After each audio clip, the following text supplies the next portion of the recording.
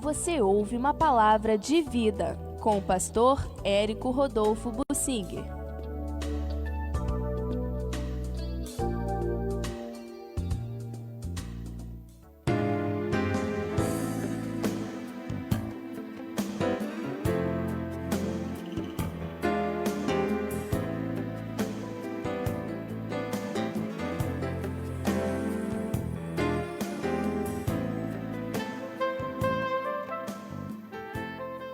Deus condena os líderes religiosos e preserva os recabitas que nem israelitas eram. Vamos procurar entender isso, é uma palavra profética, e você vai entender no final como ela se relaciona com o Brasil de nossos dias. Em Jeremias 34, Deus faz uma espécie de resumo dos pecados que aquele povo estava cometendo, pelo que Deus os condenaria, como de fato os condenou, tudo se cumpriu e eles foram destruídos. Então, palavra do Senhor que veio a Jeremias depois que o rei Zedequias tinha feito aliança com o povo para lhes apregoar a liberdade, que cada um despedisse forro, livre, o seu servo, o seu escravo, e também cada uma a sua serva, hebreu ou hebreia, de maneira que ninguém retivesse seus irmãos como escravos. Todo o povo participou, a descrição continua, mas depois, quando aparentemente os babilônicos se retiraram, houve um certo alívio, eles voltaram atrás e escravizaram de novo seus irmãos. E o Senhor diz: vocês mudaram, romperam a aliança, vocês não me obedeceram, vocês escravizaram os irmãos de vocês, agora eu, o Senhor, apregou a liberdade de vocês para a espada, para a peste e para a fome. Eu farei que vocês sejam um espetáculo para todos os povos da terra. Os príncipes, todas as autoridades de Judá, de Jerusalém, oficiais, sacerdotes, eu vou entregar nas mãos de seus inimigos e eles os matarão. E os cadáveres deles, dos líderes, os cadáveres deles servirão de pasto às aves dos céus e aos animais da terra. E ao rei Ezequias diga o seguinte: o rei da Babilônia, que momentaneamente se retirou de vocês, eis que eu, o Senhor, farei voltar de novo a essa cidade, pelejarão contra ela, tomarão a cidade, destruirão todas as cidades de Judá, e eu porei essa terra toda em assolação, para que ninguém habite nelas, diz o Senhor. Bem, eu li aqui vários trechos do capítulo 34 de Jeremias. Era uma situação deprimente. O rei era Zedequias. A elite do povo que havia de melhor já tinha sido levado para o cativeiro. Foram 5 a 10 mil pessoas que foram levadas para o cativeiro, com o rei Jeoaquim, que se entregou aos babilônicos pacificamente. Foram levados para o cativeiro, carregando com eles os pergaminhos, os livros sagrados, alguns objetos do templo também, e a elite que foi com eles, os sacerdotes, alguns príncipes, junto com o rei Jeoaquim. Aliás, esse rei, o filho é Joaquim. Jeoaquim era o pai, que foi uma peste, foi morto assim de qualquer jeito. Mas o Joaquim foi levado para o cativeiro, ele também é chamado de Eliaquim, e então ele foi para o cativeiro, que no final, depois, o 37º ano 37º ano de cativeiro, ele foi libertado e recebeu honra. Mas aqui ele foi levado como escravo, acompanhado da fina flor da sociedade que havia de melhor, que também diante de Deus não valia um centavo furado. Mas no cativeiro eles tiveram um avivamento. Deus começou com o profeta Ezequiel e também a atuação de Daniel. Todos foram se arrependendo e buscando o Senhor. Houve um despertamento espiritual no cativeiro. Mas o que ficou com o rei Zedequias, que foi de mal a pior. E as injustiças eram terríveis. Eles estupravam mulheres à vontade, tomavam os irmãos, os mais pobres, como escravos, escravizavam os hebreus, praticamente sinônimo de judeu nesse caso, escravizavam seus irmãos, e Deus diz que aquilo foi um pecado ainda muito grande, o sangue derramado injustamente, bem como a escravidão de irmãos.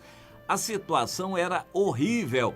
E Deus disse várias vezes através de profetas, um deles era o Jeremias, mas outros profetas também profetizaram, o próprio Ezequiel já estava no cativeiro profetizando nessa época. Deus falou através de muitos profetas da sua palavra, mas eles não tinham mais Bíblia, não queriam mais saber de Bíblia, não queriam saber de Deus, não ouviam profetas, cada um se dava a ganância e eles queriam só o que era material e se davam aos ídolos com facilidade. E Deus disse: eu vou acabar com essa gente, não vai sobrar ninguém, não vai prestar ninguém aqui. Mas Deus não fez isso acontecer logo, ainda demorou alguns anos. O rei Ezequias reinou durante 11 anos, até que no final ele se rebelou e aí a Babilônia veio e destruiu tudo. Bom, em paralelo nessa época havia um capítulo 35 de Jeremias. Palavra que do Senhor veio a Jeremias nos dias de Jeoaquim, e disse: vai à casa dos recabitas e fala com eles e dá-lhes vinho a beber. Então ele chamou os recabitas, que por causa do medo do ataque dos babilônicos tinham se refugiado em Jerusalém, e eles estavam trancados dentro das muralhas de Jerusalém junto com o restante da cidade, na época do rei Jeoaquim, antes dos Zedequias. E o Senhor falou: Jeremias, prova os recabitas. E Jeremias diz: eu pus diante deles taças cheias de vinho. Ora, a pobreza já era marcante, a falta de gêneros era marcante, e vinho era já difícil e caro. E o Jeremias ofereceu vinho de graça abundante para os recabitas beberem. Era para eles gostarem e encharcarem sua vontade com vinho. Mas a resposta foi muito interessante. Nenhum deles bebeu e eles disseram: não beberemos vinho. O Jonadab, filho de Recabe, daí o nome Recabitas, nosso pai nos ordenou: nunca jamais bebereis vinho, nem vós, nem vossos filhos, e nem fareis, nem construireis casas. Vocês vão habitar como peregrinos na terra.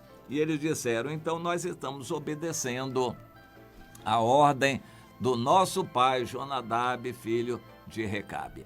Os recabitas não eram dos filhos de Israel, mas tinham pais. Eles eram como que descendentes lá dos midianitas, da família do Moisés, do sogro de Moisés. E eles eram um povo nômade, como os midianitas também eram nômades, amalequitas, todos descendentes de Abraão. Interessante. Mas esses recabitas tinham uma índole boa, eram nômades como ciganos, mas eles tinham uma índole boa e queriam praticar o bem, não roubavam, não queriam mal para os outros, não intentavam violência, apenas eles queriam viver uma vida separada.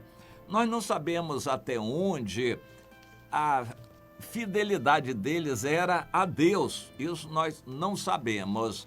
Mas eles tinham um quezinho, uma quedazinha por Deus. E no final do capítulo 35, Deus diz: por causa disso, eu vou preservar os recabitas. Então eu digo, o Senhor dos Exércitos, o último versículo: nunca faltará homem a Jonadab, filho de Recabe, que esteja na minha presença.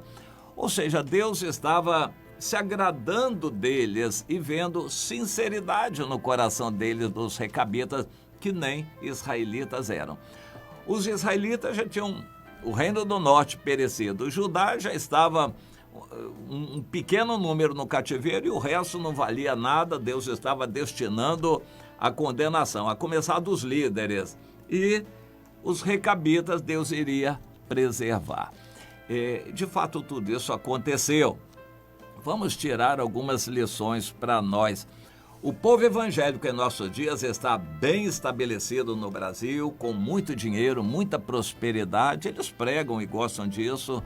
O povo de Deus no Brasil tem muitos empresários ricos, muito crente na política, muita gente mamando por aí, inclusive na corrupção também. Muito evangélico na corrupção. E os líderes, de certa forma, passam a mão na cabeça e apoiam tudo isto. E o Senhor diz: o que vem sobre o Brasil vem para castigar esse povo que está desonrando o nome do Senhor. Isso é um denominador comum. Tudo que vai acontecer no Brasil vai resultar em queda dos líderes. Já de um bom tempo, Deus tem revelado a queda das torres evangélicas. Os grandes líderes vão cair. Uns por doença, por morte, outros vão ser destituídos, outros vão ser presos, outros vão perder seu império religioso. Não é à toa que eles estão desesperados com a situação, buscando uma preservação através do apoio do presidente da República. Mas o Senhor diz: não vai adiantar. Eles vão ser castigados. Agora, quem vai ser preservado são os nômades, os peregrinos, os recabitas. O que significa recabita para nós hoje? Meus irmãos, Deus não precisa de templos, de grandes denominações e empresas religiosas. Deus não vai precisar nem da grande mídia. Ele vai preservar aqueles que em pequenos grupos não se misturam com o mundo, mas se separam para buscar o Senhor, consagrar a vida a Deus, vivem uma vida simples, não se enriquecem. Esses simples, pequenos, que querem ser fiéis a Deus, são os que vão ser preservados pelo Senhor. São os modernos recabitas que vão receber a bênção de Deus e aguardar o arrebatamento para subir com a igreja.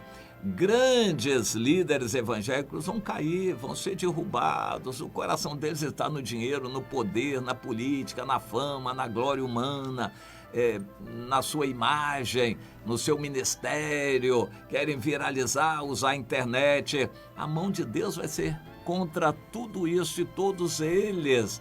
Os próximos caminhos do Brasil, tudo que vai acontecer, vai demonstrar isto. Guarde no seu coração que Deus está revelando.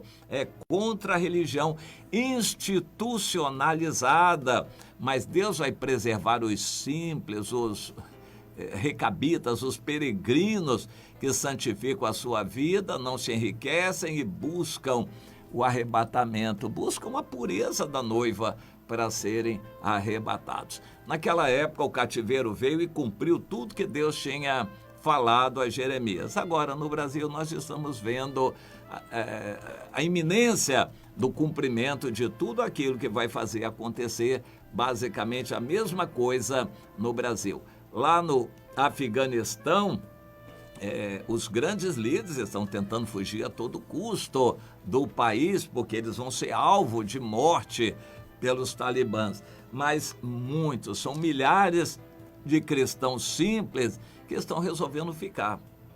Vão receber perseguição, mas eles não têm muito a perder, estão acostumados na pobreza e na simplicidade, resolveram ficar. eles vão continuar dando testemunho, orando, morrendo, mas honrando o Senhor. Pois é, o Brasil vai ter a sua vez também. Muita coisa vai acontecer sobre o Brasil. Deus já está avisando. Você quer fazer parte dos recabitas? Pense nisto.